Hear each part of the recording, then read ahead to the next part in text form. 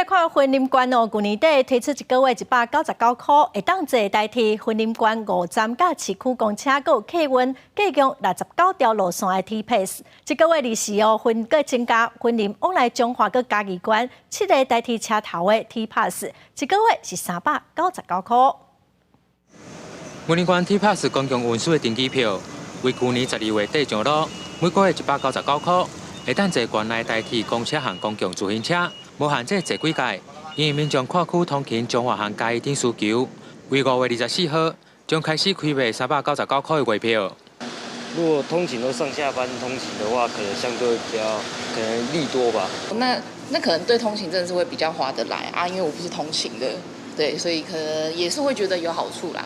文管府交通局表示，去年底杀出婚林关的 T-Pass， 会当坐关内5站的代替，佮包含公车、客运总共69条路线。 新的方案，佮将中华嘉义境内7站的代替加入。我们在用人数县内的话，每日大概1200位左右哈。那我们扩充员林到民雄，我们大概有4300位左右。扩充到12个站哈，那我们可以让民众节省每个月月票，大概可以节省1000多块钱。公局就讲，原本199块的方案，包括部分台中、中华、南投，佮有嘉义县市客运系统。